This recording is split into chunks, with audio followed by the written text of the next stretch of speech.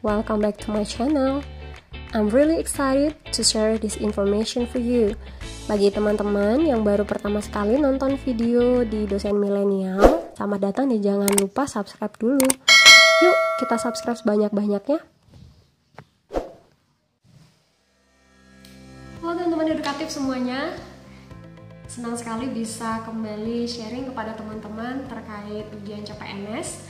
Dan di video kali ini saya ingin sekali berbagi pengalaman tentang mengerjakan soal TIU atau tes intelijensi umum pada seleksi SKD di tahun 2019.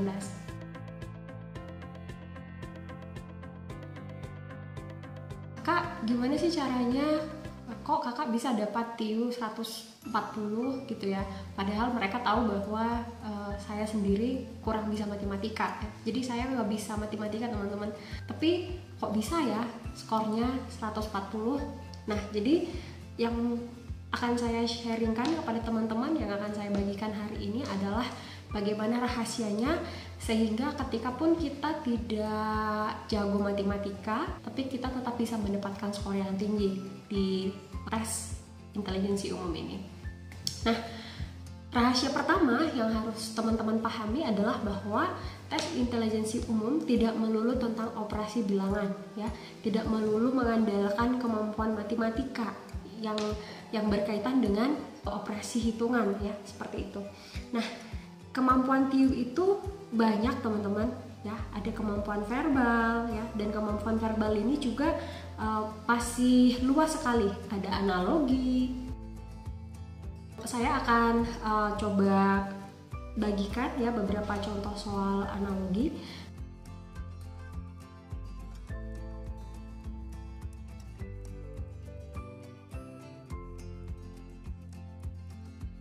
Dan juga silogisme, ya, seperti contoh berikut ini.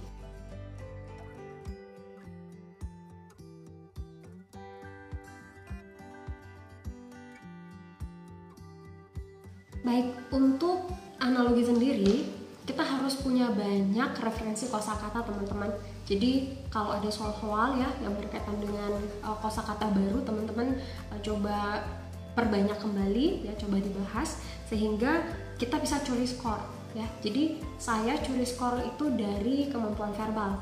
Jadi saya banyak bahas, banyak baca dan hafal, ya, kosakata yang ada itu untuk analogi. Kemudian silogisme. Nah, di silogisme ini kan mengambil atau menarik kesimpulan teman-teman. Nah, ini juga butuh latihan, ya, butuh latihan sehingga teman-teman tahu apa kesimpulan yang tepat, ya, atau yang benar dari premis yang sudah diajukan di dalam soal.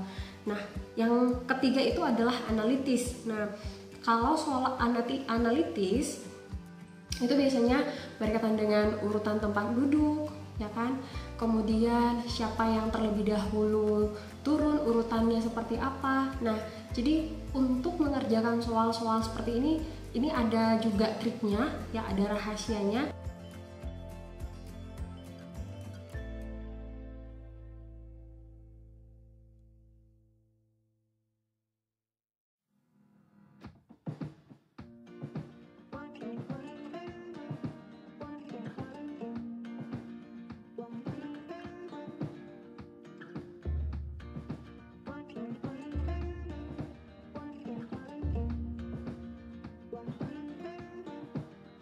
Nah, yang berikutnya, ya, kemampuan yang bisa menjadi tempat kita untuk mencuri skor, ya. Yang berikutnya itu adalah kemampuan di figural. Nah, di figural itu ada banyak gambar-gambar yang diberikan dan salah satunya itu adalah ketidaksamaan. Jadi teman-teman disuruh untuk mencari gambar yang tidak sama dari seluruh gambar yang telah disajikan. Kemudian ada juga gambar yang berupa serial. Jadi teman-teman harus mencari gambar selanjutnya. Ya, setelah gambar keempat, ya, ditampilkan, maka teman-teman harus mencari apa gambar selanjutnya. Kemudian juga ada analogi, jadi hubungan antar gambar.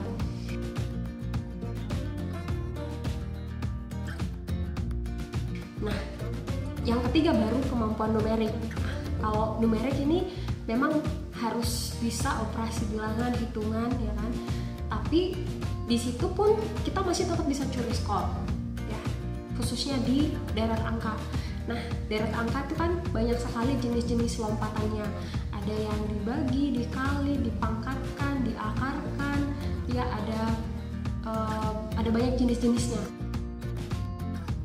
Ya, teman-teman bisa perbanyak referensi, dan saya juga coba tunjukkan di sini ya beberapa jenis lompatan untuk deret angka yang bisa teman-teman jadikan referensi kalau ada soal deret angka nanti.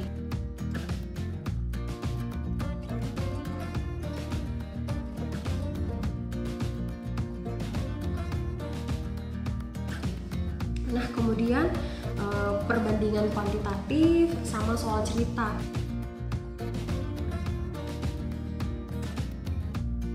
Nah, jadi kalau memang teman-teman merasa tidak jago matematika, jangan langsung merasa, aduh aku nggak akan mampu di TIU, aku nggak akan bisa lulus passing grade di TIU, jangan dulu ya. Buktinya saya sendiri tidak bisa matematika ya, tapi justru saya bisa mendapatkan skor yang sangat tinggi di tes intelijensi umum atau TIU dibandingkan TWK ya. Skor TWK saya masih di bawah dari skor TIU. Nah, jadi bahkan saya bisa jadi ranking pertama ya teman-teman. Nah, tidak mustahil juga bagi teman-teman yang merasa tidak jago matematika bisa mendapatkan skor yang sama atau bahkan lebih dari saya. Dan itu tadi triknya, itu intinya. Yang penting semangat dulu, motivasinya harus besar dulu ya. Tidak hanya hitung-hitungan saja di TIU ini, ada banyak kemampuan yang lain yang bisa menjadi tempat teman-teman untuk mencari skor sehingga teman-teman bisa dapat skor TIU yang tinggi ya. Oke, itu dulu sharing dari saya hari ini. Silakan komen di bawah untuk topik-topik yang teman-teman inginkan untuk kita bahas atau saya bagikan pengalaman terkait mengikuti ujian CPNS sebelumnya. Oke, terima kasih, sampai bertemu di konten selanjutnya.